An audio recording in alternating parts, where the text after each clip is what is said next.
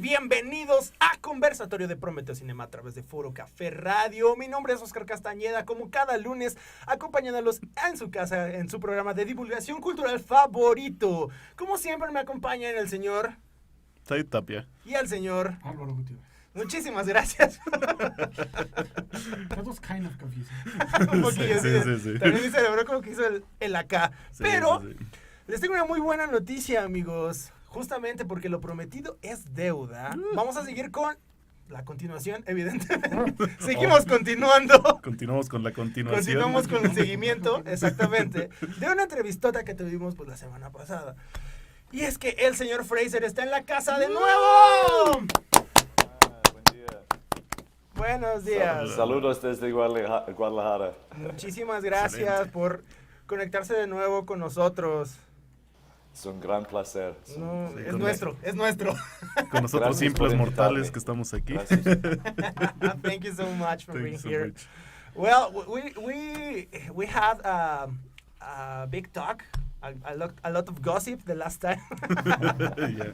My apologies. No, No, it was no, it's excellent. That's excellent. Really nice. this show is for that.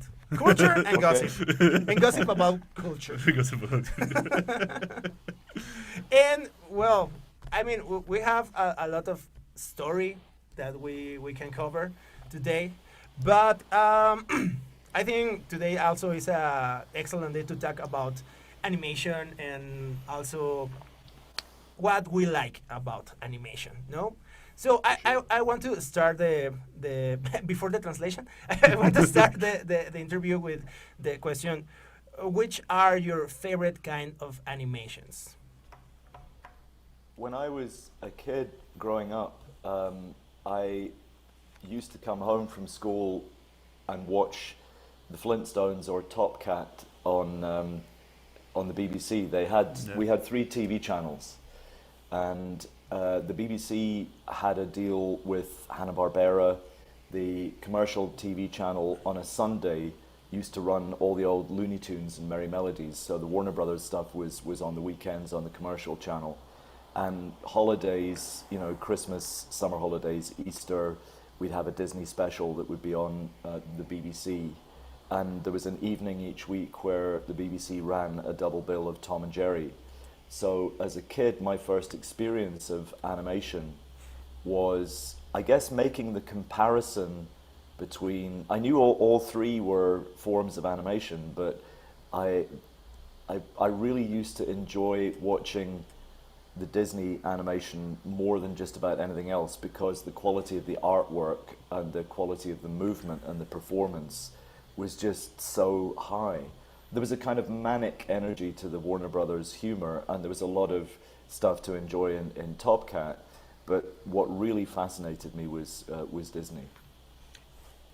Justamente le comentaba que pues es un buen día para hablar de la animación y además pues empezar con eso sobre cuál era sus tipos favoritos de animación. Entonces el señor Fraser nos comentaba el hecho de que pues justamente cuando era niño existían estos 3 canales, ¿no? Y que podían pasar justamente en la BBC, pues estaban los Picapiedra, ¿no? Don Gato. Tenían justamente este convenio con Hanna-Barbera, Ajá. muy común también para nosotros, Sí. grandes recuerdos.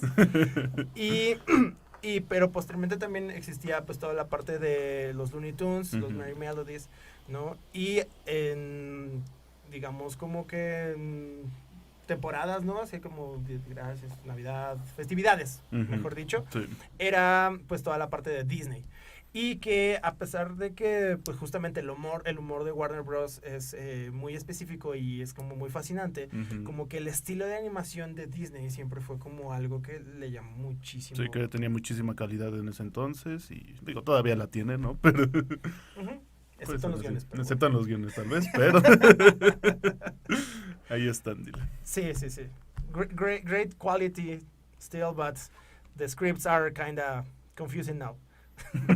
Well, I think the world of animation is confusing now. I think we have far too much animated entertainment content. I think that it's turned into a kind of oversized, there's an oversupply of distraction and entertainment. And I think the problem we're facing is whether or not we are really active in the way that we respond to entertainment. And I think we're becoming increasingly passive, that we just consume more and more entertainment, and people compare their opinions online about whether they like this movie or that animated film or this video game. But the reason we have storytelling as a species is to try and solve problems. And I feel what is so inspiring about what's happening here in Mexico is that you have companies like Photosynthesis, which exists to support certain causes. So they've done animated films about childhood cancer. Their most recent, Disfraz para Nicolas, the hero is a 10-year-old boy with Down syndrome. And these more real-life experiences and stories, I think we need more and more. So I think it is true that when you see the movies that the biggest studios like Pixar and Disney are producing just now, they're kind of, there's a feeling I've had with the last couple of Pixar movies that they're, you know, it's one of the people at Pixar, it's like their turn to be a director, so they get a feature film to make, and that's not a reason to make a feature film. Making a feature film is a lot of money. It's millions and millions of dollars. And I feel you better have something to say if you're using up that kind of time and that kind of resources. And I'm not entirely convinced that we're getting the same impact that movies like Finding Nemo or Iron Giant, I think, is another great example. But a lot of what is coming out as animation, I think we just have way too much of it and not too much consideration about what the purpose is of having this animation and why we're telling these stories. Oscar, ¿te gustaría ayudarme con la traducción? No, noté todo. Un poquito, pero sí. Ajá, al principio noté, pero sí, la parte inicial pues nos dice que más bien hay mucha animación, hay mucho contenido, parece que hay mucha producción de animación y no hay tanta... no entendemos las razones de por qué hacemos toda esta animación.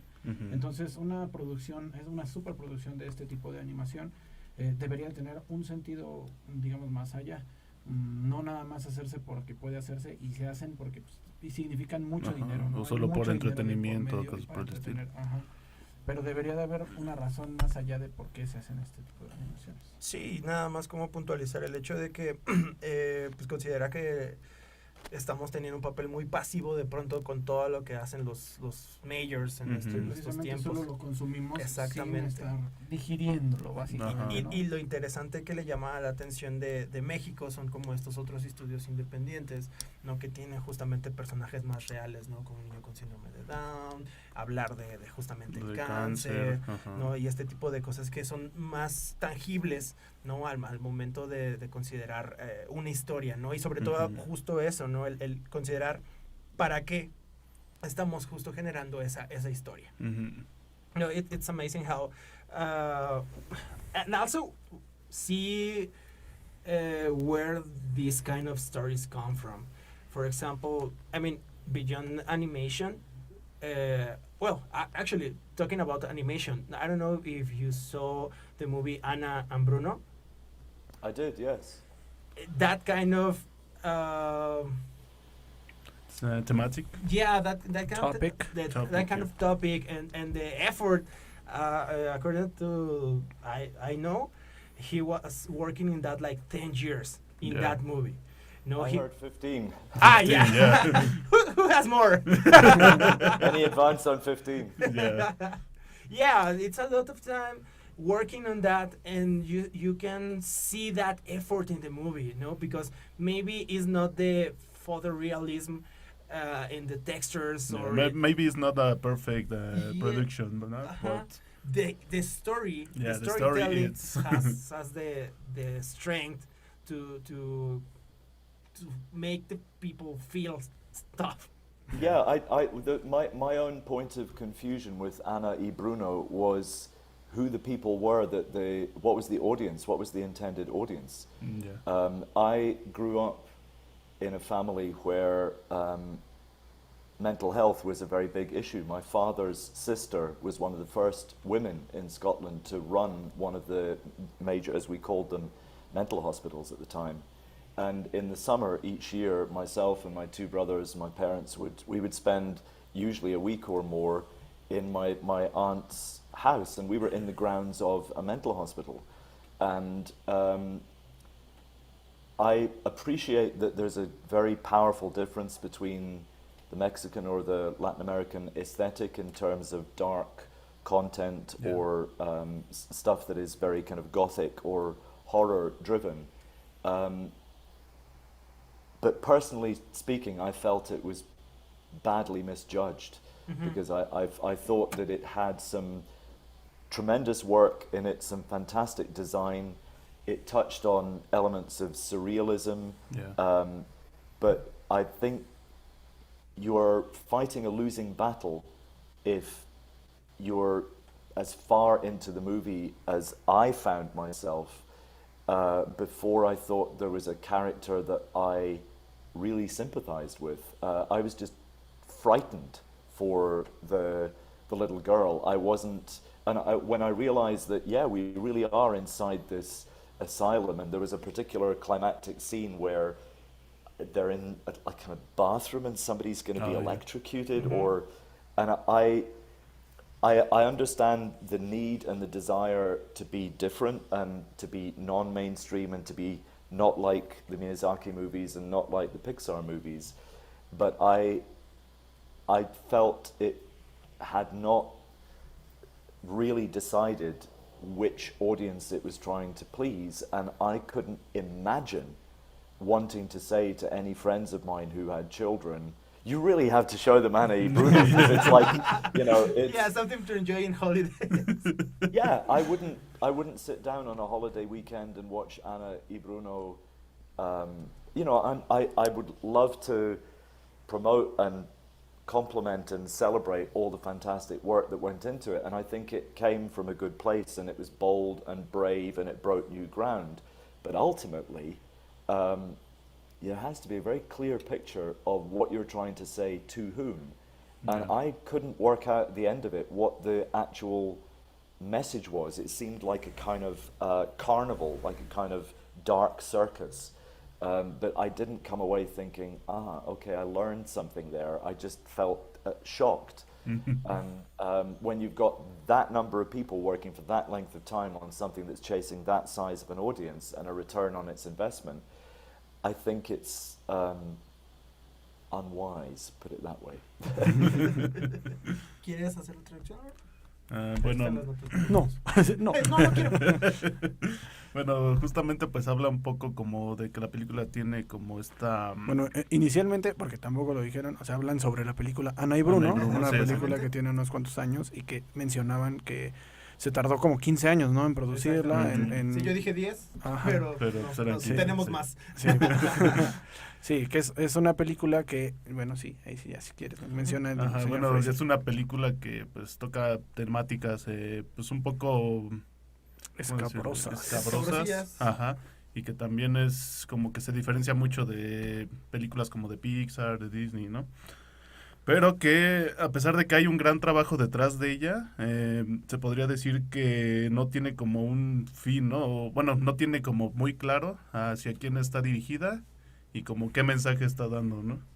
Entonces ahí se ve un poco, bueno, así muy a resumidas cuentas, se podría decir que es un poco sin razón de ser, ¿no? Sí, justamente como la cosa que comentó el señor Fraser es el hecho de que pues se pierde un poco entre hacia qué público va dirigido, porque no podría como recomendarle así a un sus, niño, ¿no? exactamente, hacia sus amigos con hijos, ve a ver a Ana y Bruno, ¿no? Sí, específicamente por escenas como esa que menciona el señor Fraser, de parece que van a electrocutar a alguien, ¿no? Ahí o algo así. No, incluso por decir al inicio hay una escena de un payaso de juguete que empieza como a... Sí, exacto. A moverse muy raro, ¿no? Y esto viene mucho a colación porque justo para el señor señor Fraser, la cuestión de salud mental pues es un tema muy cercano a su familia. De hecho, justamente pues durante el verano pues también pasaban tiempo tanto en hospitales psiquiátricos como en casa de una de sus tías, ¿no? Que justamente pues vivía con estas circunstancias.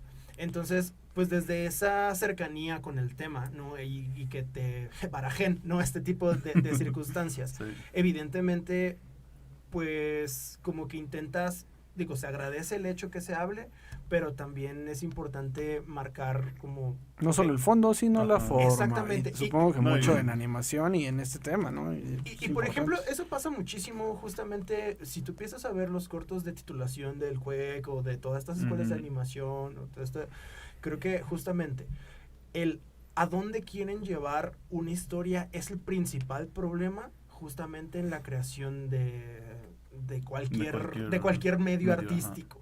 ¿No? El por qué lo estás haciendo siempre se vuelve una situación un poco complicada para algunos y creo que también es lo que diferencia pues la al representación profesional, ¿no? del amateur. Porque no sabes también si vas a ofender a alguien con ciertas representaciones, ya sea de minorías o de justo personas incapacitadas o por así, sí, claro, se tiene siempre, creo que desde el respeto siempre es lo más interesante, o sea, se puede hablar siempre y cuando pues, sepas hacia dónde quieres llevarlo. Ajá, exacto. ¿No? And it's important to think in where you want to take your storytelling, and also we are talking about how that is the difference between the professional storytellers, for saying in some way, and amateur storytellers, no? Because it's more common that amateur storytellers are like, okay, I want to do this, but I don't know why, no? I want to make this character, but I don't know where I'm going to take it. Yeah, and I think also throughout the history of cinema, there have been two different approaches to making movies. There's a really good book that came out in 1997, written by David Putnam, who produced Chariots of Fire, The Mission, a lot of really famous movies from the 80s and early 90s. And he was in charge of Columbia Pictures for a while, a British producer. And the book was called The Undeclared War. And it looked at the way that in the United States, film developed as an industry, as a business, whereas in Europe, there was more of the sense that it was developing as an art. As an art, yeah. And particularly in countries like France, you know, you have this, the whole idea of the auteur or author theory of cinema. Yeah. And I grew up in Scotland, and I was obviously early on very influenced by alternative and, marginal filmmaking, the stuff that was not mainstream, because I'd been an art student, you know, that was the stuff that really mattered. And I only ever heard Disney's name being mentioned as an insult when I was an art student. That was crass and that was commercial. But the plain, cold, hard reality is that when you are spending that much money, there is nothing heroic about making a movie nobody wants to go and see. And yet we've turned it into a kind of badge of honor in certain cultures that, well, nobody watches our movies because movies that attract a big audience, they're meaningless, they're crass, they're commercial, and it's full of merchandise. It's a complete failure to do your homework about the history of cinema, to think that there's something wonderful about producing movies that only your best friends and only the kind of cognoscenti want to see. And I don't think we have the time or the resources to be behaving that way in movie making now. I don't think 2022, with all the problems we face globally, is a time when the world really needs a bunch of people going around going, oh, but nobody understands my artistic vision. Who cares? Like, who cares? If you want me to care about your artistic vision, give me a damn good reason to care about it, which means give me a damn good story that's actually going to influence something in a positive way. And I think we do have plenty of examples of that in animated storytelling, in film, in television, and video games, but we don't have enough. And we have to be very careful about this idea that making movies that have a tiny, tiny audience somehow means that we are better human beings than the people that chase after the bigger audiences. I just think that's nonsense. Before make the translation, I was thinking it's also fighting and winning the right, no, to somebody care about our artistic vision. I agree. I don't think nobody has a natural born right to give me millions of dollars and I'll make my movie. Really? Okay, wait, sorry, tell me why.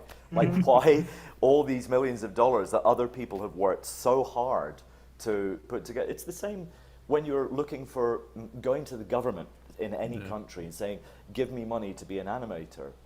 Governments need to be intelligent about encouraging development of talent early on.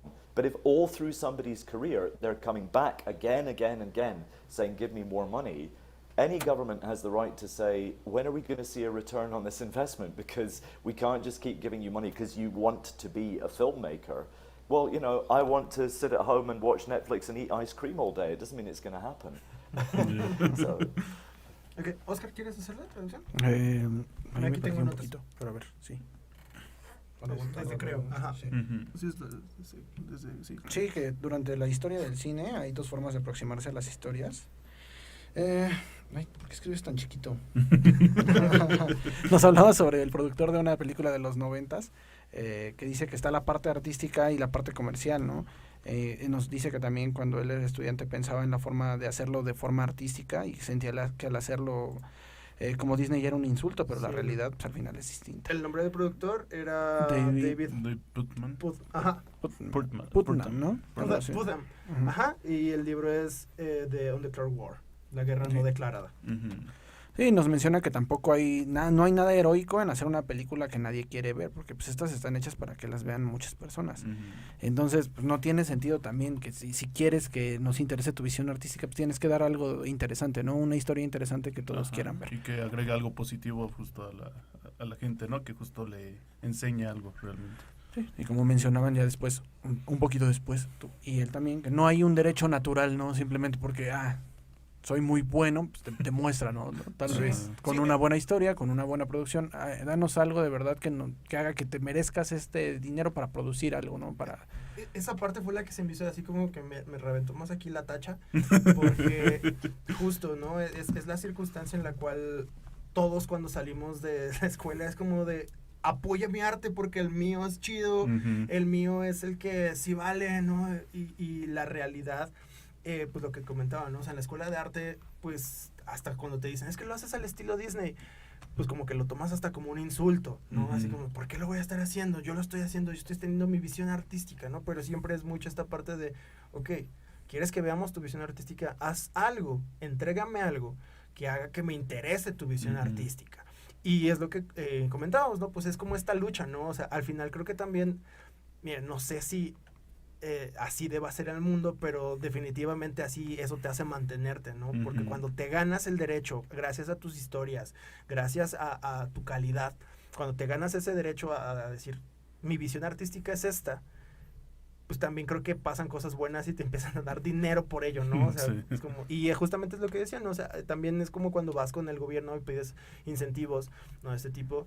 O sea, que también... no es, yo también ahí como que pondría así como un poquito de tope porque la meritocracia al final no siempre es tan efectiva, ¿no? Claro. Y más en países como México en los que muy posiblemente no vas a encontrar pues apoyo y dinero, aunque seas muy bueno y tengas material que sea muy bueno, porque pues Omar Chaparro ya está en la fila, formado 7 veces, ¿no? No, y bueno, perdón, termina. No, sí, pues hay muchos artistas que ya tienen tiempo ahí, y no porque sean buenos, sino porque tienen contactos. Ajá, los contactos ya tienen más producciones, tienen mucho más alcance, es por lo que están ahí, por lo que reciben apoyos cinematográficos. O sea, de verdad hay muchísimos casos que en realidad no son muchísimos casos, son las mismas 4 o 5 personas, son los mismos Gael casos García, muchas veces. Eugenio Derbez, Omar Chaparro, que están ahí siempre haciendo Marta Gareda, siempre haciendo las mismas cosas, produciendo sus propias películas, pero pues produciendo es un decir, porque al final todo es con apoyos del gobierno, ¿no? Claro que sí, ¿no?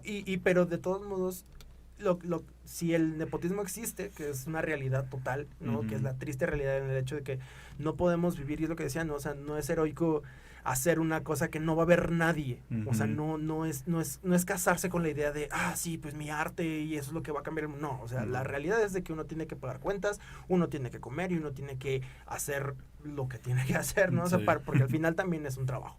Pero también es importante saber lo que, si un día logras llevarlo como a un punto más alto, sería muy importante que también supieras lo que estás haciendo, ¿no? Lo hicieras bien, precisamente, ¿no? Entonces, creo que hablando del ideal, sería eso. O sea, aprende a hacer tu arte, aprende a tener tu propuesta y luego pelea contra el sistema.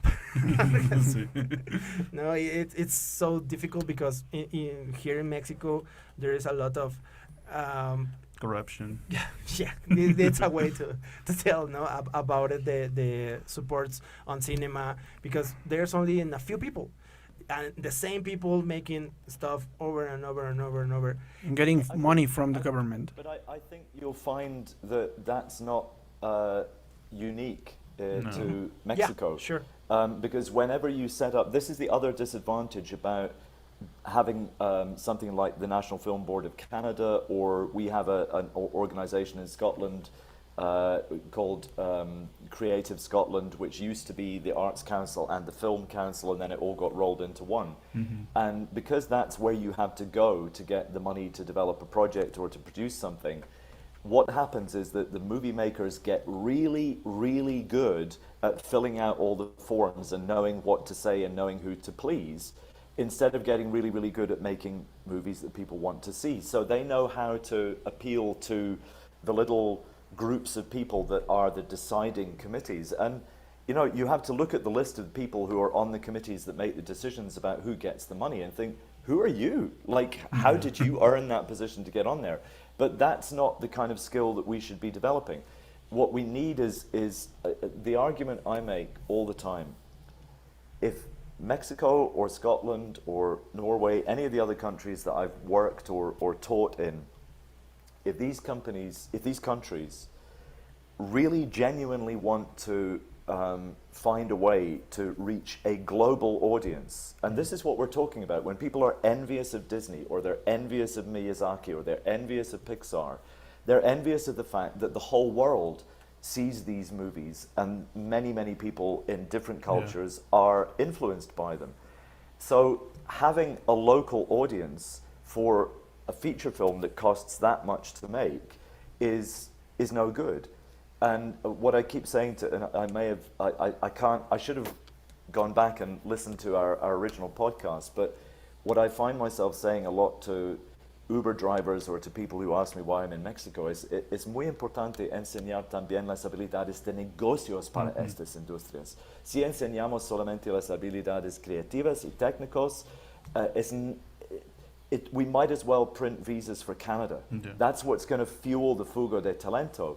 So we need people who understand, first and foremost, contract law for the entertainment industries. Because there are people who are signing contracts they should not be signing.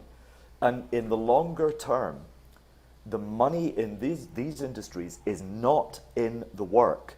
The money in the longer term is in the ownership and control and exploitation of original intellectual property.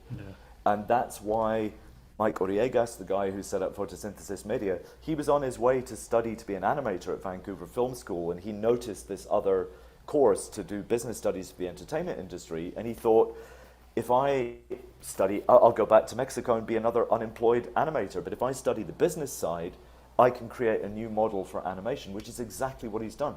And if you look at what Ram Tames did, he won the Annie Award for La Bestia, which was, there's a feature in production at Photosynthesis also on the same theme.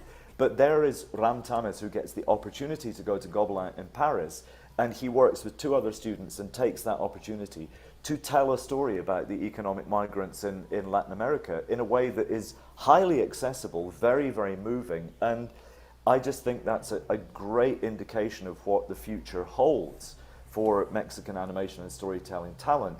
But we've got to do it in a way where we're thinking not just about which prizes can I win at which festivals, But where will this be screened, shown, streamed in a way that eventually it will make back the money it costs to make?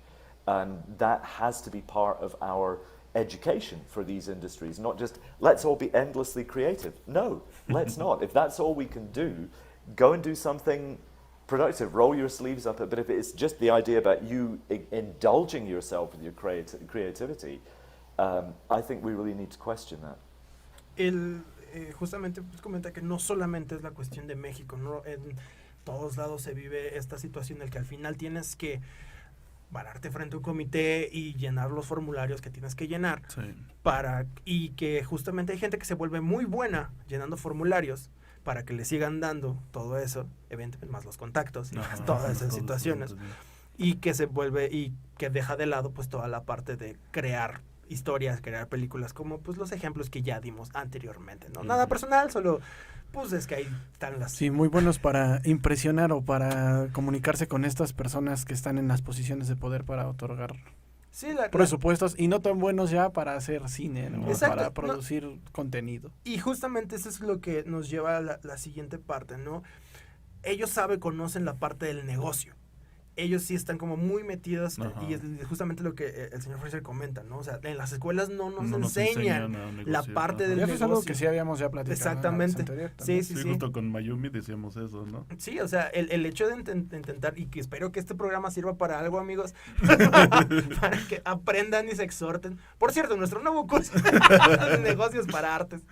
No, pero sí es súper importante el hecho de que justo en las escuelas no se está dando esto, solo te enseñan como la factura. La parte creativa. Y hay personas con estos contactos que solo conocen la parte de negocios, entonces, y que en ningún momento pues se conjuntan, ¿no? O sea, no existen. Y pues lo que comentaban es de que al hecho de empezar a aprender este otro lado, uno también puede empezar a generar una forma distinta de aproximarse a lo que viene siendo la industria y la creación, porque no solamente lo haces desde la parte de factura, sino también lo haces desde la parte económica, que puedes empezar a generar condiciones distintas y puedes empezar a generar... Pues a moldear la industria, ¿no? Porque también aquí en México creo que todavía no está muy bien definido toda esta parte de la animación. Es un monstruo. Sí.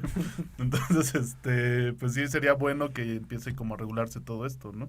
Porque igual yo sé de muchos estudios que no te dan seguro, no te dan nada, ¿no? Por ser un animador, entonces te explotan y solamente te dan esta parte, ¿no? Pues un poco lo que pasó con Villanos. Ajá, con Villanos. No, con Villanos o con Hazing Hotel, me parece. O sea, las propuestas están padres, pero sí salieron un montón de quejas historias de como Rockstar Game y cosas así, o sea, de explotación. De crunch, Ajá, básicamente. exactamente, ¿no? Entonces, pues sí son situaciones que uno se tiene que empezar a cuestionar cada vez más y a buscar, porque justamente por eso es que existe toda esta fuga de talentos y toda esta situación que, a pesar de que se valora en otros lados, pues nunca regresa. Ajá. Y lamentablemente es una oportunidad muy buena para poder recuperar esa inversión y que se pueda seguir haciendo y generando una maquinaria realmente, pero también entender el hecho de que sí, o sea, sí está bien padre tener la visión artística de este asunto y es importante que se domine y que se exprese, pero también entender que pues al final vivimos en este sistema y hay que básicamente tenemos que hackear el sistema, ¿no? Ajá, exactamente, entender cómo funciona el negocio o empezar a generar una forma en la cual funcione también como negocio. Sí. ¿No? Entonces, eso es, y justo no pensar solamente, lo último que me gustó muchísimo, no pensar en los premios, ¿no? Sino justo en ver cómo a futuro eso puede empezar también a regresar gracias al hecho de que se pueda transmitir, se pueda ver incluso más que salas, deje huella con algo, ¿no? Sí, y que empiece a inspirar a más personas, porque es increíble como estudios justamente como Disney, Warner y todos estos. Como Ghibli y todo eso. Ajá, es que como Ghibli, exactamente. Pues son mundiales. Exactamente, tienen audiencias mundiales y tienen esta influencia tan grande. Y al final del día, pues se hace pensando en eso, ¿no? Tienen mucho Ghibli tiene como esta parte artística y también la parte de, bueno, sabemos que es un negocio, entonces... No, y también por decir tienen una parte de dar reflexión, ¿no? Por decirlo, la princesa Mononoke habla mucho sobre justo cuidar la naturaleza, ¿no? Y pues es increíble realmente esa película, tanto en fantasía y todo esto, y creo que comprime muy bien todo esto. Sí, claro, totalmente. Ajá. No, and finally, because we don't want to To be talk a lot. no, we want to talk a lot. Yeah. Actually, I want to talk for hours, but no, I don't want to let beside the experience around the other projects where you have been. So also, I think could be great for the audience if you tell us a little bit about your experience in Space Jam, for example. No, thinking about this part of business, thinking about this Yeah. part of projection, thinking of this part of art. art, and all the technology that was used also in that moment for make the caption. So how was this experience also in Space Jam? Well, working on Space Jam really gave me the opportunity for the first time to meet and listen to producers who were doing all the hard work to make sure that the team that had been brought together to make the movie were being well looked after, that the project could actually meet its deadline, and once it was out there in the cinemas that it could make back its money. That was really the first opportunity I ever had to be, to sit in the office of a producer and listen to, I'm very, very accustomed to hearing all the artists' problems, but it was the first time actually working for Warner Brothers in Los Angeles that I got to speak in particular to I'm just going to type his name in. I put in another link in the chat there about another company, but the two producers that I worked for on Space Jam were Ron Tipp and Alison Abati, and Alison Abati is now VP at Warner Animation Group. So one of the things that's most memorable for me, if you want to start by translating that, is that was my first opportunity in the chaos of what was happening to rescue a very, very difficult project, actually to sit and hear from the mouth of the producer what the pressures and problems were that they faced. Sí, Space Jam. Fin. Gracias, buenas noches. Fue la primera oportunidad que tuvo el señor Fraser para de verdad trabajar en una producción que tenía que llegar a sus deadlines, a sus fechas de entrega, que tenía digamos todo un poco más esquematizado, ¿no? Nos menciona que trabajó ahí con dos productores, que de hecho una de ellas ahora es vicepresidente de animación de Warner. Sí. Casual. Sí, Sí, ¿no? el señor Alison Apatete. Sí. Ajá. Y me perdí ahí un poco ya después. Y pues básicamente justo pues fue importante esta oportunidad porque escuchaba toda la parte de los artistas, ¿no? Pero en este caso, que fue ya en Los Ángeles, fue la primera vez en la cual ya se pudo también sentar en un cuarto a poder hablar con los productores y ver realmente lo que se necesitaba hacer, ¿no? Para poder producir esta película. But one of the things that will give you the clearest idea of the true nature of the production process on Space Jam is the crew T-shirt. So this is the front of the T-shirt that we all received after finishing working on the movie. But they did it like it was like a rock tour, so Space Jam World Tour. And if you look at they've got the list of how many people got married, how many meals got brought in, how many. So it's there were 2 weddings, 7 catering and craft services, 9 different cities around the world, 18 studios, 21 receptionists, 22 accountants, 57 production assistants.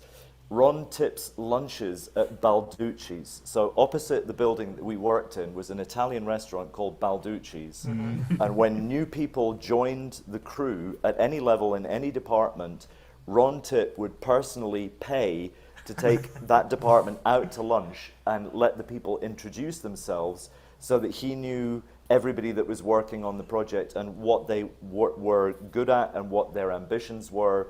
How many people do that? But that was all the lunches. That was, 67 different luncheons, 965 approval meetings, 1,093 shots, 1,613 crew members, 19,000 bagels, 93,000 photo rotos, and 422,000 sheets of animation paper. So when you go into the movie theater or you download the movie on your computer or whatever, when I was first heard the words Space Jam, I was working for a company in London called Telemagination. Imagination. And Telemagination was the largest user in the United Kingdom of the Cambridge Animation Systems Animo software. I don't know if you want to translate that before it gets too much information. There was a lot of information, but not that much. Also, if you could show the T-shirt again, a little closer to the camera.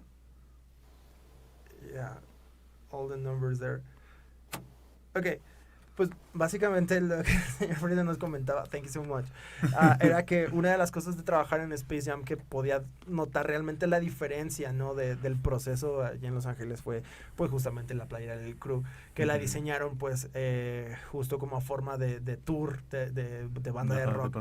Pero justamente detrás de todas estas fechas, pues más bien era como los sucesos importantes que pasaron durante la producción, ¿no? Hubo 2 bodas, todas los bagels que se comieron, ¿no? Toda la parte, que había un restaurante italiano así enfrente, que viene también en la parte cuántos de esos almuerzos hubo, y que justo cuando llegaba alguien de cualquier departamento, el mismo productor Ron Tip, él pagaba, ¿no? por el departamento para pues, dar como esta bienvenida, ¿no? Entonces estamos hablando también de todo este proceso del hecho de que salgan a flote en estos proyectos, pero también la inclusión que existe como pues tienes un equipo unido. Exactamente. ¿No? Con algo así tienes de verdad un equipo unido. No, y pues justo pues, veíamos ya en pantalla, ¿no? O sea, todas las actividades y todo lo que se reunió durante este proceso con todos los números que hubo, ¿no? Y que justamente nos comentaba el señor Fraser que pues, él la primera vez que escuchó la palabra Space Jam estaba trabajando en Londres justamente en una compañía llamada Telemagination, que trabajaba con Animo, que es Cambridge Animation Systems, que era un software, ¿no? De animación en ese entonces. Exactamente. Okay. We're good. So one of the things that when I joined Cambridge Animation Systems, the reason that I answered the advertisement in the newspaper, they were looking for somebody with experience of the animation industry, not necessarily with any experience of computers, to come to Cambridge to learn the system and help to teach other people in the animation industry how to use the software. And this was at a moment in time where a lot of people in these industries were very, very frightened that the computer technology was going to take away their work and destroy the industry. And I was already ready for the idea of working with computer technology because my father was a journalist and a publisher. And I am very strongly in favor of trades unions when trades unions do what they are paid to do, which is to protect workers' rights, look after health and safety. But there were several unions that went very, very power hungry and crazy in the 60s and 70s, and one of them was the union that protected the people in the newspaper industry who arranged the little metal letters in a line, who did what was called hot metal typesetting. Every day, sometimes for 2-3 editions of a newspaper, if you bought a printed book or a printed magazine or a printed newspaper, the typesetting was done by hand with tiny bits of metal that had the letters on them. And when the computer programmers developed digital typesetting, the unions in the UK absolutely point blank refused to accept this new technology. And it caused a huge amount of tension, friction, and confrontation. And ultimately, it lost Scotland the publishing and printing industry that had taken hundreds of years to build up. So my father always said to me, it doesn't matter what you do. I don't care if you go into fashion design or photography or animation, whatever. When you see a shift in the technology coming, get on board, because there's only 2 things that can happen. Either you ride the wave or the wave will go over your head. And when we finished Roger Rabbit and we were making all these television commercials in the style of Roger Rabbit, all the post-production was being done by digitizing the 35mm film. We were still working on paper and everything was still being photographed, but I thought this is the beginning of where this starts taking over in our industry, and I've got to get on board with that. So when I answered the job ad, I really didn't think I had a chance of being taken on board, but they asked me to come on board. I then had, in a real hurry, to try and learn a system that had been in research and development for 3 years with speculative investment. And then we had people coming in for 2 weeks to be trained how to use the system less than a month after I joined the company. So I was really thrown in at the deep end of having to become computer literate at the age of, how old was I? 32 when I joined that was the first time I ever had an email address, was when I was 32. First time I sat down in front of a computer. You still have that email address? No. Qué emocionante esto. ¿Quieres hacer la traducción? Mira, aquí tengo como las notillas, ¿no? El último párrafo. Ok. Sí, pues nos mencionó y que vio un anuncio en el periódico sobre una vacante para trabajar con esto que nos mencionaba aquí Álvaro hace ratito, Sí, sobre un programa nuevo que básicamente querían gente que aprendiera a usarlo para entrenar a otras personas que también aprendieran a utilizarlo. Sí, gente que tuviera como experiencia en animación. Y no necesariamente digital, en computación, sí, exacto. Ajá. Y y aunque no estaban acostumbrados a la parte de computación, pero sí ya listo para trabajar en computación, que un proceso de impresión. Tus anotaciones no tienen una pizca de sentido. Muchas gracias. Básicamente el hecho de que pues toda la parte de la historia es enfocada al hecho de que el padre del señor Fraser era periodista, ¿no? Entonces, pues no tenías que seguir hablando, yo podía seguir. Perdón, dale, amigo. O sea, nada más te lo estaba regresando porque no tenías. Ok, sí, continúa. Sí, el señor Fraser nos dice aquí algo que a mí me pareció un gran consejo que tal vez todos deberíamos de tomar, ¿eh? Sí, no, en realidad, como animadores, como cualquier su padre le dijo, ¿no? Trabajaban en la industria de las impresiones, y nos menciona que se hacía todo pieza por pieza, ¿no? Como si esto fuera las Biblias de Gutenberg, se ponía letra por letra para poder hacer una impresión. Y que entonces los sindicatos peleaban mucho esto cuando se empieza a hacer la impresión de textos ya digital, peleaban, ¿no? La idea de, no, pues es que, ¿por qué nos van a quitar esto? Y al final, ¿qué pasó? Pues sí se terminó cambiando esa industria totalmente y se perdió todo ese progreso que ellos tenían porque la ola tecnológica llegó. Entonces, el consejo es, y el consejo que le dio el padre del señor Fraser al señor Fraser es que cuando veas que hay un cambio en la tecnología o en cómo se hace algo, te montes en esa ola, porque si no, te va a arrastrar, no va a haber otra forma. Entonces, tienes que seguir, esas son tus dos opciones, ¿no? Quedarte aferrado a lo tradicional y decir todo va a seguir igual y quedarte ahí atorado, o adoptar estas nuevas prácticas y estas nuevas mejoras tecnológicas y pues progresar, ¿no? Llegar a otro punto. Exactamente, ¿no? Y pues justo lo importante, bueno, y lo interesante de ese punto es de que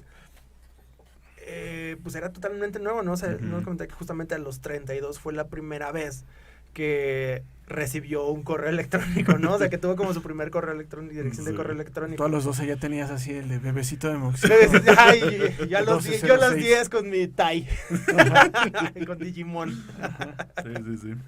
No, pero justamente es como súper importante esa parte, ¿no? El hecho de no casarnos con la idea de que todo va a ser de esta forma por siempre, ¿no? Y que esa es la mejor forma de hacer las cosas, porque es obvio que muchas veces van a cambiar las circunstancias, pero si tú te casas con es que esto, porque es viejo o es tradicional o es clásico, es lo mejor, y después todo se ve superado. Porque dicen que es lo mejor. O porque dicen que es lo mejor. Te vas a quedar ahí estancado. Sí, no, ¿no? El hecho de entender que la tecnología avanza es importante para la vida. Y muchas veces la economía se mueve con la tecnología y entonces es como de sí, todo lo demás empieza a quedarse obsoleto, ¿no? Realmente. Entonces, pues, ¿sigues o te quedas ahí, básicamente? Sí. Pues mi Windows XP todavía jala. De hecho, ya no tiene actualizaciones desde hace como 5 años, pero pues sí. Si entras a internet podrías tener un virus ahí. Muy probablemente, amigo. Okay, keep going.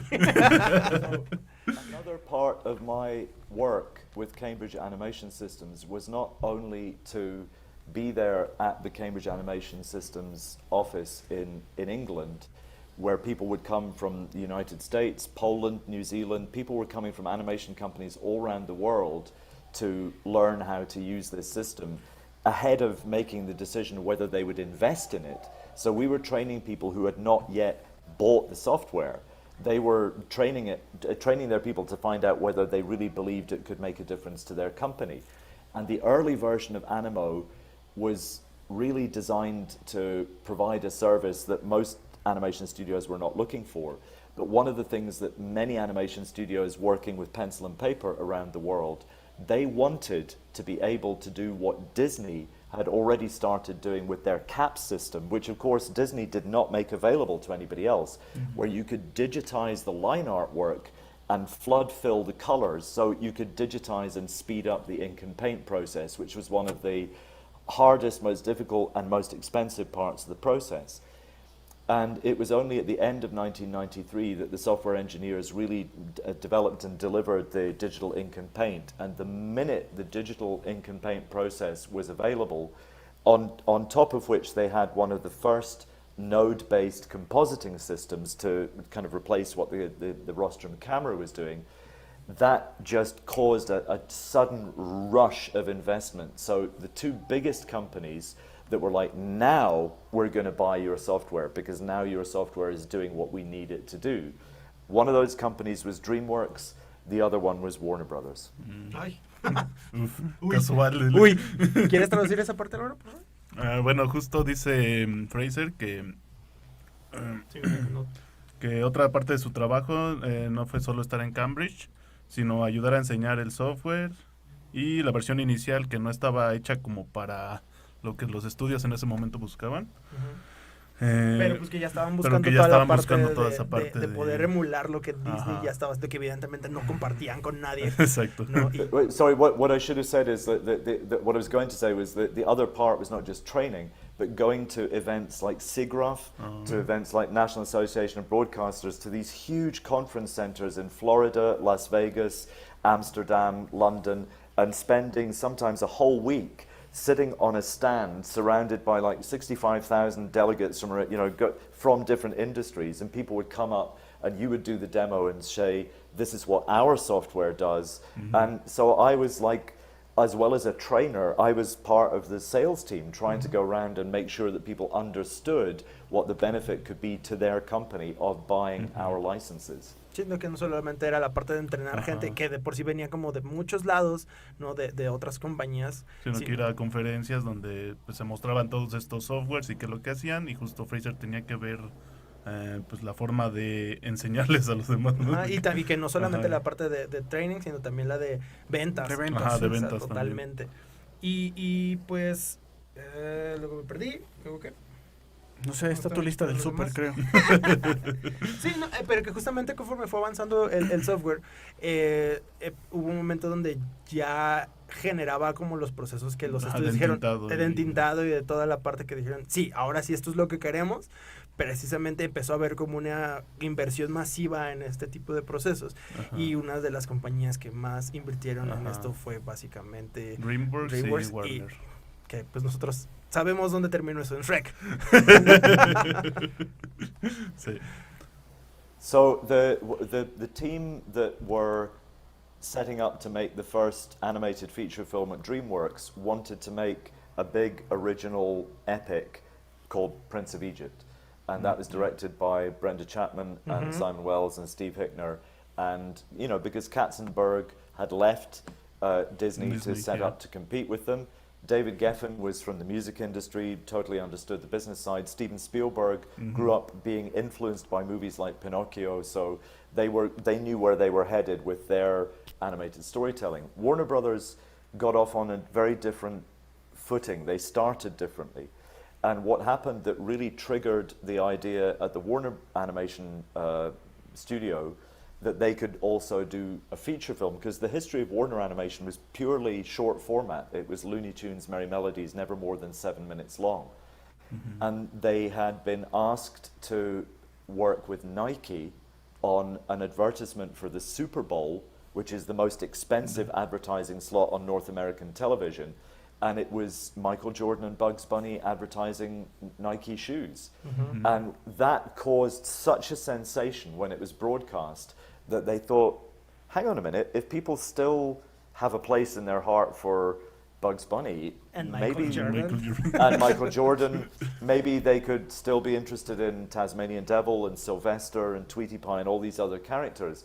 So they built the Space Jam story around just, you know, starting from the departure point of that commercial. And the problem was they were going to be using the Cambridge Animation System software to make the movie. They were also going to be working with a company called CineSite, and I was the guy in London who had been working with the CineSite office in London to, the first time ever, that digital information went from somebody's hard drive in a computer onto 35mm film. That happened from my computer in the Telemagination building in London on an anti-smoking campaign for an animated anti-smoking campaign for German television, alongside 3 or 4 test scenes from Space Jam that nobody was supposed to know that we were doing, but we were doing them for a guy called Uli Meyer, who had his own animations, a German animator, had his own animation studio in London, and I knew Uli, I'd worked for him, and he designed a lot of the characters, the Monstars, and his studio produced an enormous quantity of the hand-animated work for Space Jam. And we were their first point of call for, how do we do this digital ink and paint? How do we do this digital compositing? How do we get these images onto film? And I was quietly doing that at my workstation in this tiny little animation company in London called Telemagination, while the big wheels were turning in Hollywood for, we need people, and we need software. Ay, Cristo Jesús.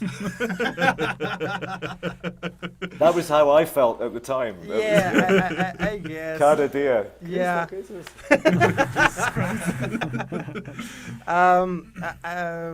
The time is, we are running out of time, and that's so sad because I can talk about this Whole day. the whole day, but I will translate this and we go through the conclusions, ¿ok?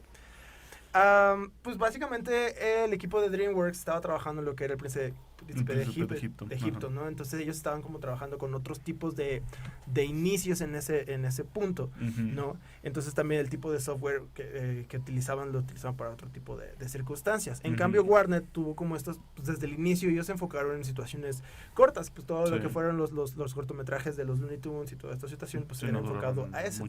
Exactamente. Entonces de pronto son contratados para hacer un comercial de Nike junto con Michael Jordan.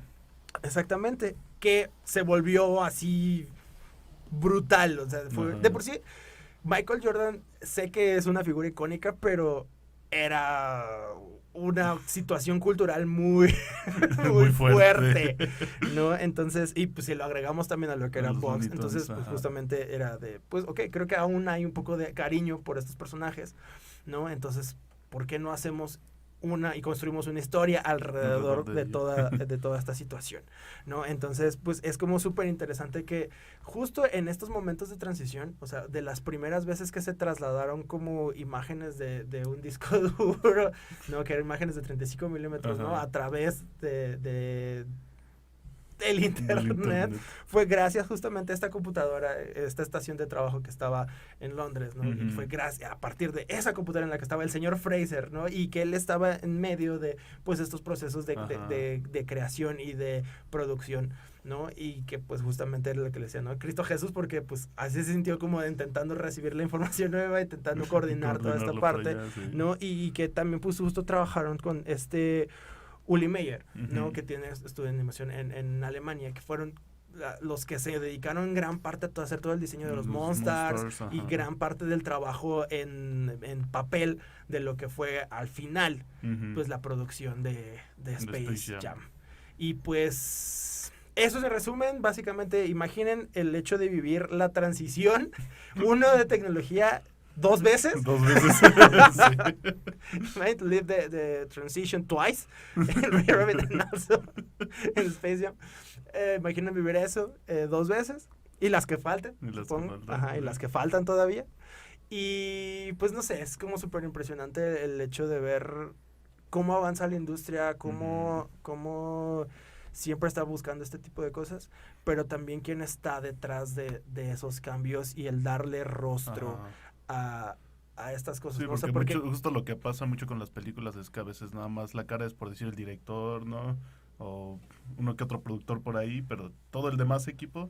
pues, nunca nos quedamos a ver los ajá, nunca créditos te y no quedas a nos ver los damos cuenta de créditos. cuánta gente de verdad es la que está No, detrás incluso de a veces en los créditos escenas no o- ponen a todos, ¿no? eso también. Ajá. Sí. Entonces, pues sí es importante como saber quiénes están detrás de ello y pues, No, y valorar todo eso. exacto, Ajá. valorar todo el trabajo que hay detrás de ahí y sobre todo, pues lo más importante, ¿no? O sea, entender que como creadores, pues tenemos que también abrirnos a aprender todos estos lados también, ¿no? O sea, no solo casarnos con eso, ¿no? O sea, es nuestra visión también llevarla, pero saber también cómo llevarlo, ¿no? Porque, pues, uno nunca sabe en qué momento, pues, le van a pedir hacer una película con los Looney Tunes y Michael Jordan. Thank you so much, Mr. Fraser. Yeah, Really, thank you. we You're appreciate very welcome. And the interviews. If you want to do a part 3, if we keep running out of time, just let me know. But Maybe yeah, we should make a whole season about. Yeah, about this. well, Do you wanna have a podcast? Yeah, do you want to have a podcast? there's a danger of making it sound as though I kind of think or imagine that my career or my role in the industry has been somehow really like I'm such an important person. For me, the reality is a lot of what I went through in the period that I was involved with these studios and these big projects, it was a real kind of shock and surprise to me, and we were learning at that time every day new things that we couldn't anticipate. The situation here in Mexico is different. There are similarities though, and I believe strongly that a lot of what we went through, if I can get that communicated to enough people here in Mexico, Mexico will not necessarily have to repeat those mistakes or to be afraid of those same kinds of change or obstacles. And one of the things that I keep saying to people, because I'm constantly asked, why did you stay in Mexico? You're like, everybody else is trying to get to Canada and you've moved here and you're staying here. And the clay is still wet here in Latin America. Nobody has to create an industry that duplicates all the errors or the failings of the Japanese industry, the Canadian industry, or the American industry. If we can encourage everybody who's genuinely interested in advancing these skills in these industries as a way of building a really productive, healthy, wealthy, creative sector, it's a simple case of doing the homework and finding out how these other industries became so successful, but also making yourself aware of some of the really crazy mistakes that they made.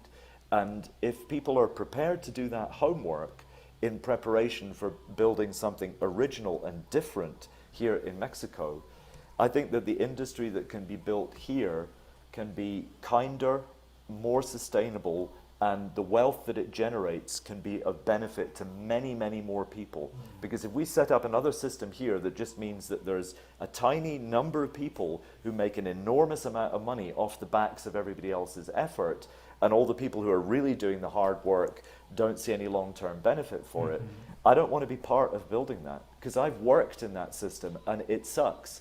And I think that the opportunities here are related to what the need is in Mexico. And you want better hospitals, better schools, better healthcare, better agriculture, better the money. These are not separate things. The entertainment industries and the wealth that they can generate can be of benefit across the board. It's not just about making a few executives rich. It's about saying we want a culture that is rich and is profitable and beneficial to the people who pay to go and see the movies or play the games. Thank you so much. ¿Quieres traducirlo, amigo? Sí. el señor Fraser nos dice que en sus andanzas en la industria pues hubo algunos obstáculos, ¿no? Algunos problemas y no fue todo tan fácil. Pero que a pesar de que muchas de estas personas que ya se fueron a otros lados le mencionan por qué él se quedó aquí en México, él dice que es porque aquí todavía las cosas se pueden cambiar, la arcilla está fresca, ¿no? Entonces, a diferencia de otros países como en Japón o Canadá o Estados Unidos o en Europa, que las industrias ya están muy consolidadas, aquí todavía existe la posibilidad de cambiar ese esquema, de poder hacer cosas distintas y generar una mejor industria, una industria que sea distinta, que sea más amable, Más que saludable. tenga más saludable, que tenga mayores beneficios para más personas, que no sea simplemente hacer ricos a unos pocos ejecutivos, a unos pocos productores, sino que de verdad esto tenga un impacto pues mucho más amplio, ¿no? Más horizontal en la sociedad, porque no solamente esto de la industria del entretenimiento o del arte impacta en la misma industria, sino que va más allá, dice el señor Fraser, ¿no? Puede impactar en mejores servicios de salud, en una mejor economía, en una mejor agricultura, en una mejor vida para todos, ¿no? Sí. Que todos tengamos una mejor distribución, y todo esto se puede lograr todavía en México porque todavía hay forma de hacer una mejor industria. Y con eso me quedo. Thank you so much, Mr. Fraser. Thank you for being here. Gracias por invitarme y gracias también por traducir y por su paciencia y yeah, I'm happy to do more. It matters for me to try and share the information where I think it could be helpful. And in the 1980s and the 1990s, we all had the excuse that we didn't know. This was all brand new, like alien territory. That's not an excuse anymore. The information on all of this is freely available. It doesn't cost anything. People just have to. Well, it costs a little bit, but people. if the other thing that I would finish on is you cannot implement a non-existent plan, and I want to know what the plan is for these industries in Mexico, because if nobody has a plan, we need to start thinking about making, if there's no national plan, then we need to start thinking about a local plan. If there's no local plan, what are we doing within our individual university? But you cannot expect to accomplish something if it's like expecting to have a movie when you haven't written the script. Yeah. It's not going to happen. And if you want there to be a successful industry, the people who have a stake in that need to get together and decide what it is that what's the 5-year plan, what's the 10-year plan. And I go back to this point that we should be looking at a plan that means that in 10 years' time there is a line of young people in Canada desperate to come down here and work in Mexico, not the other way around. And if that is the mentality, that will impact in a much more positive and realistic way what people's thinking is. But if everybody just goes, yeah, well, of course everybody wants to work in Montreal, that's not going to do anybody any good, apart from Montreal, and they don't need the help. Trust me, they're doing fine. So, yeah. We have some ideas. I think we have some ideas about it. Yeah. And this is one of those. Make this connection, make these webs between creators. What you're doing is a really important part of that process. And I really thank you for doing it, because we didn't have anybody taking the time to make this kind of thing available when I was starting out. So what you're doing is a really important part of what needs to happen. Thank you so much. Pues básicamente terminamos con el pensamiento de que pues en los 90s existía el pretexto de que no existía la información, ¿no? Y ese pretexto ya no tiene una validez ahorita. No, ahí está. La información cuesta, evidentemente, pero un poquito a veces, pero pues ya está ahí. Sí, ya está y no puedes implementar un plan que no existe, ¿no? Un plan que no tienes. Entonces lo importante es generar un plan. Si no hay un plan nacional, tal vez un plan regional, un plan local. Y si no, empezar a trabajar nosotros mismos, pero empezar a plantear metas, ¿no? ¿Qué vamos a hacer los próximos 5 años? ¿Qué vamos a hacer los próximos 10 años? Sí. Y empezar a hacer pues este tipo de cosas, ¿no? Trabajar, amigos, vayan y crean cosas, sean libres, vayan a crear. Believe in yourself. Y aprendan del negocio también, no mamen. Es importante. Sí, aprendan a vender también, amigos. Con nuestro nuevo curso. The other thing to remember is governments are not always very good at this. No. One of the things that governments are good at is recognizing when something is going well and wanting to be associated with that. So in order to, you want always to be encouraging people to produce the highest possible quality of work in every area. And that's one of the dangers at the moment. We have a lot of very, very bad animation all over the world. It's badly drawn, it's badly written, it's badly colored, it's badly put together, and it's massively successful. That's not an excuse for making more bad animation, just the fact that, oh, it makes money. There are lots of things that are not good for the human race that make a ton of money. Yeah, we can stop that. Yeah. So it's a question of being motivated by the most sensible things, the most productive things. But if good people produce good work, local and national governments will want to be seen alongside it, supporting it. And even if they're not there at the beginning, they can get on board with something if you can show them an example of why it's worth making those investments or those tax breaks or those kinds of things. A lot of people in government are only in those roles for 3 or 4 years, so they're not interested in a longer term plan because they're interested in the success within the time that they're in office.